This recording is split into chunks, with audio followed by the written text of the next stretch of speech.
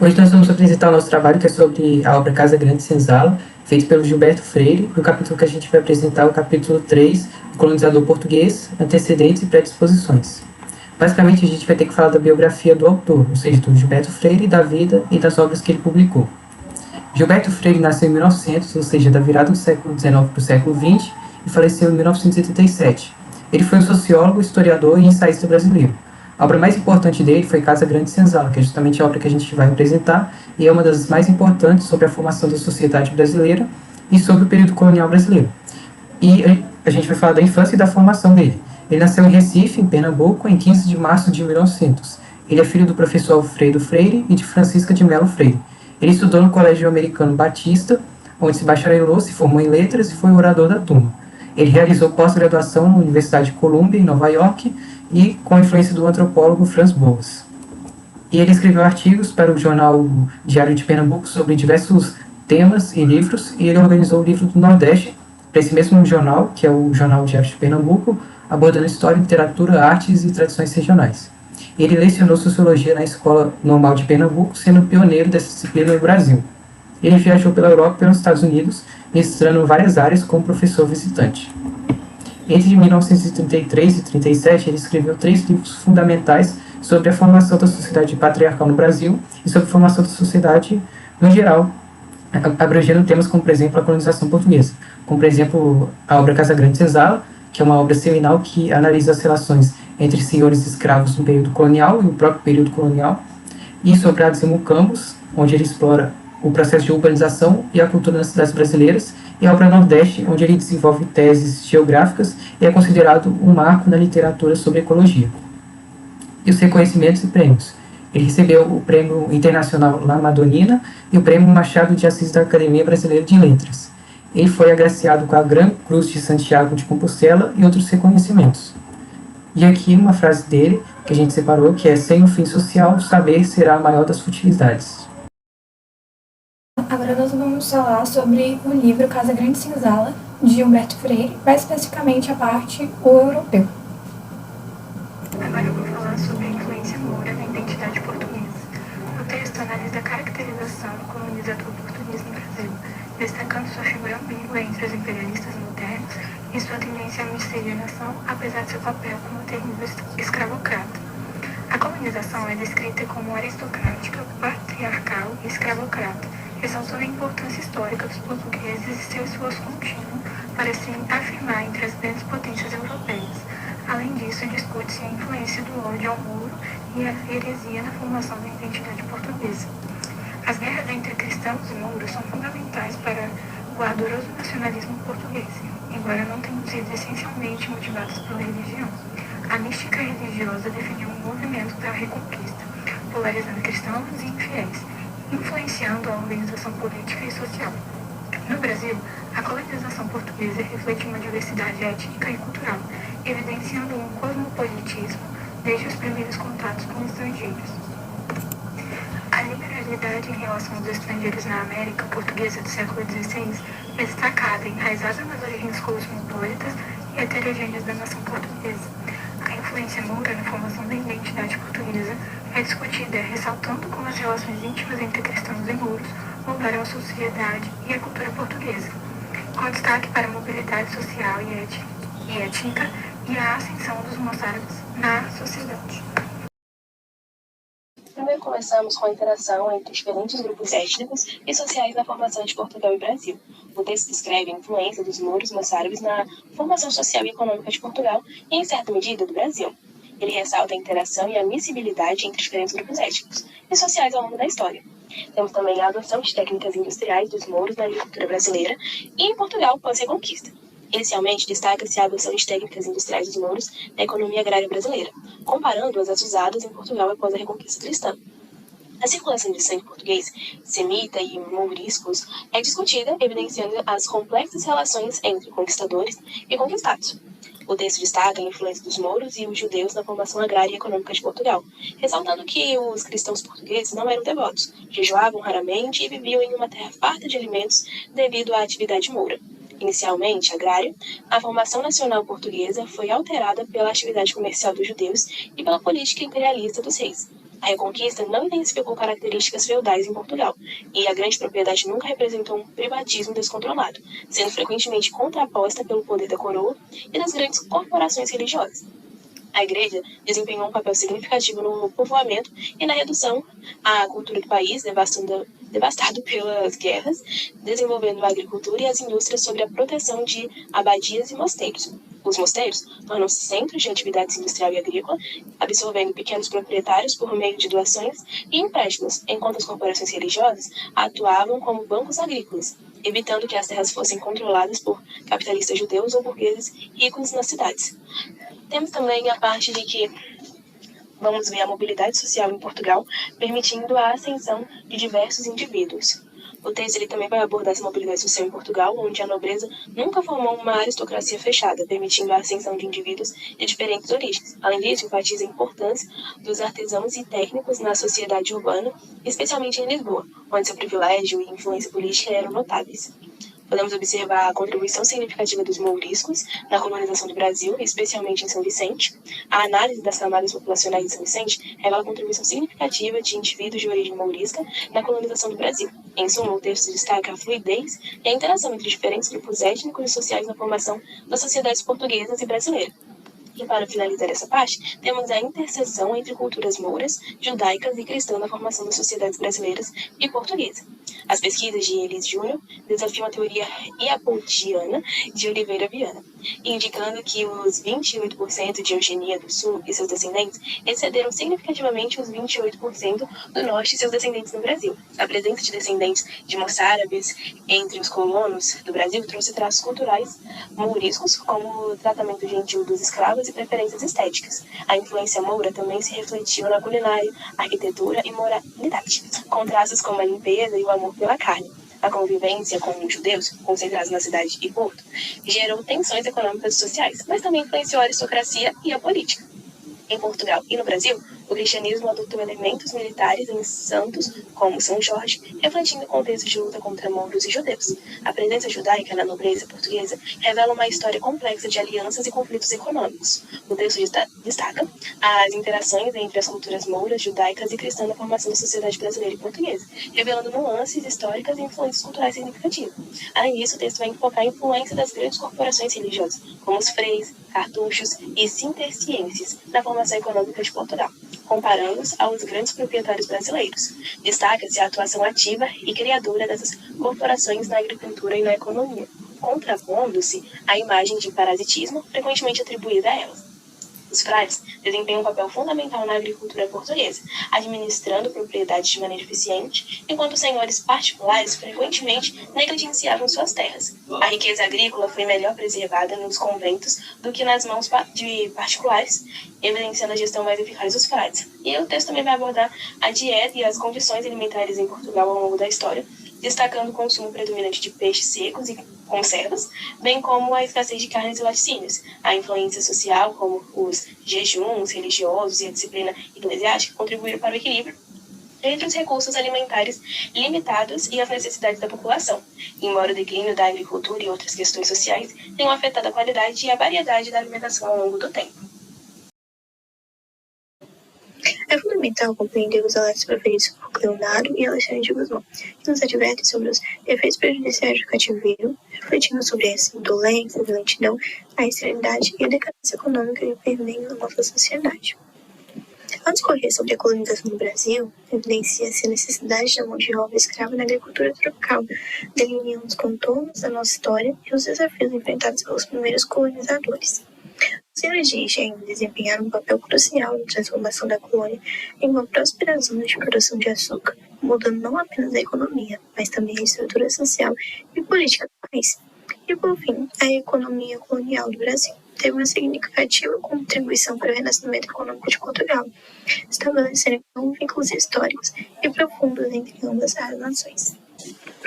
A relevância dos santos populares na fertilidade e na proteção agrícola é uma marca inapagável da cultura brasileira, refletindo a ligação entre tradições religiosas e práticas agrícolas. A influência da escravidão na moralidade na cultura brasileira e portuguesa é um tema complexo e profundo que demanda reflexão e análise cuidadosa dos aspectos sociais e históricos envolvidos. O desenvolvimento da vida social e sexual foi fortemente influenciado pelo clima e pelas culturas locais, mudando os padrões de comportamento e interação entre os diferentes estratos sociais. A fusão de valores tropicais e orientais da colonização portuguesa, especialmente no Brasil, evidencia a riqueza e a complexidade das interações culturais que deram forma à nossa identidade nacional. Para começar, temos a cultura mercantilista portuguesa, sobressaindo sobre a aristocrata, o que não era muito comum nos países da época. Essa foi inclusive uma das causas para as expedições ultramarinas portuguesas. A necessidade comercial e mercantilista de Portugal foi retratada na Carta de Vaz de Caminha, que foi o documento histórico que nós separamos para demonstrar esse fato da cultura mercantilista. Então, aqui temos um trecho desta carta. Eu vou ler ele agora. Um deles fitou o calor do capitão e começou a fazer acenos com a mão em direção à terra, e depois para colar, como se quisesse dizer-nos que havia ouro na terra. Então esse trecho trata da narração do primeiro encontro do capitão e da oficialidade portuguesa com os índios. Como segundo acontecimento retratado no livro, nós temos a questão da religiosidade, da catequização e das justificativas religiosas. Podemos notar essas justificativas no trecho da página 142, que diz: nossas guerras contra os índios nunca foram guerras de branco contra peles vermelhas, mas de cristãos contra búlgares. Então, o Tribunal do Santo Ofício e a Inquisição foram extintos em 1821, e foi o fim de 275 anos de perseguições, prisões e torturas, além de mortes. E os documentos históricos que nós trouxemos foi o Jornal O Século, de 6 de fevereiro de 1961, e o regime do Conselho Geral do Santo Ofício da Inquisição, destes reinos e senhorios de Portugal de 1570, e os dois estão retratados nas imagens abaixo. Como terceiro acontecimento, nós temos a questão de açúcar como artigo de luxo para os europeus a partir do século XVII, tendo em vista que a expansão marítima portuguesa teve um ponto estratégico para a implantação de um sistema de colonização. Esse sistema foi assentado numa exploração comercial de bens primários, em que se destacou o açúcar. Então, apesar da cana-de-açúcar ter sido inviável para plantio em muitas ilhas, em algumas outras ela foi de muito importante relevância, inclusive na exportação do produto para a Europa.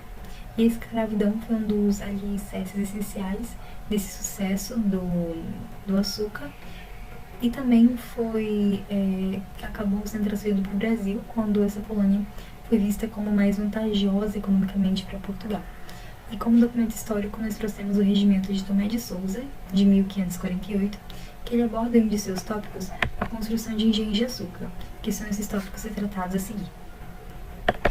E por último, nós temos a questão da adesão de técnicas e equipamentos que os mouros utilizavam para irrigação e também seu sistema escravocrata de mão de obra servil. Então, apesar das inimizades entre portugueses e mouros, ocorreu sim uma miscigenação. E como documento histórico, nós trouxemos o seguinte trecho: caracterizava em larga zona o solo agrícola português.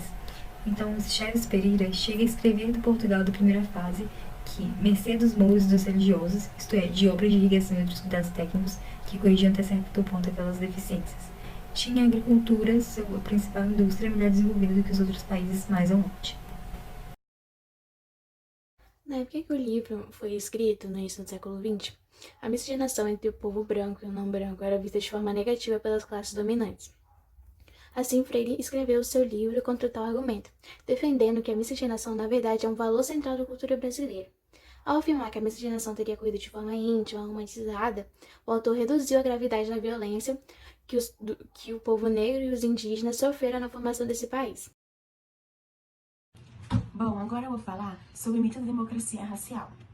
Gilberto Freire defendia que o fator raça não influenciava no desenvolvimento econômico, social, político e cultural de um país, bem como se posicionava contrário, às vezes, das teorias do binômio inferioridade e superioridade das raças. Ao escrever Casagrande Senzala, ele então buscou se contrapor ao racismo científico que predominava desde o século XIX. Freire, então, se dedicou a esclarecer o processo de formação brasileira para a construção de uma identidade nacional.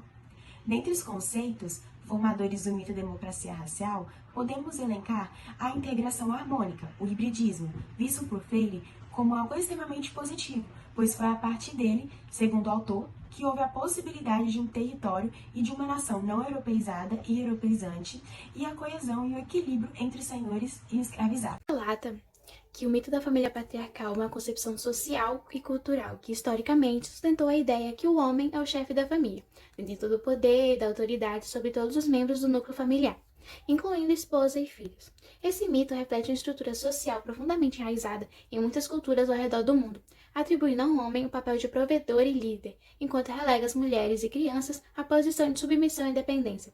Essa concepção patriarcal foi perpetuada ao longo dos séculos, por meio de instituições como a religião, legislação, educação e a cultura popular, que reforçavam as noções de superioridade masculina e a subordinação feminina. O mito da família patriarcal justifica a desigualdade de gênero, a discriminação contra as mulheres e a limitação de suas oportunidades de desenvolvimento pessoal e profissional. Bom, em busca de uma identidade nacional, o mito da tropicalidade foi uma ideia defendida por Gilberto Freire, que celebrava as características únicas do Brasil e dos trópicos. Ele argumentava que o país devia valorizar a natureza exuberante do seu clima tropical e da sua diversidade cultural como fonte de identidade nacional e inspiração artística. Esse conceito influenciou várias áreas, incluindo a arte, a literatura e a política, promovendo uma visão positiva e afirmativa da brasilidade. Em relação ao mito da mestiçagem cultural, também conhecida como mestiçagem racial e cultural, foi uma ideia difundida no Brasil, sendo defendida por Gilberto Freire, que destacava a fusão de diferentes influências étnicas e culturais como características distintivas e enriquecedoras da identidade nacional. Defendia a harmonia e a integração entre as diversas origens, contribuindo para a formação de uma sociedade única e diversificada, que superava divisões étnicas e promovia a ideia de uma nação miscigenada. Essa concepção teve um impacto significativo na construção da narrativa nacional brasileira. Agora eu vou falar sobre a relação entre o livro Casagrande e Senzala com a atualidade. A obra Casagrande e Senzala foi escrita em meio a uma forte tentativa de construção da identidade nacional brasileira, valorizando as várias etnias e culturas que contribuíram para a formação do país. E assim, é uma das primeiras obras que definem o conceito de democracia racial, pois para Freire, as relações sociais na história do Brasil tendiam a ser harmônicas, porém foram abaladas pela indústria do açúcar e pela escassez de mulheres brancas. A leitura crítica do livro Casagrande e Senzala faz-se necessária e atual, pois a partir da leitura crítica do livro é possível compreender as consequências da colonização no cenário histórico, político e social do Brasil. Isso porque, ao longo do livro, o autor traz todos os personagens que fizeram parte da história do Brasil, os africanos, indígenas e portugueses. E dessa forma, mostra ao leitor que o Brasil que temos hoje é consequência de um passado de estupro, violência e opressão. Ao narrar o processo de colonização do Brasil, Gilberto Freire enuncia como foi o processo de miscigenação, caracterizado pelo estupro que deu origem à população brasileira mestiça que temos atualmente, bem como mostra como era a economia brasileira, que por ser baseada na monocultura, primeiro do açúcar e depois do café, deixou de ter uma economia forte e diversificada.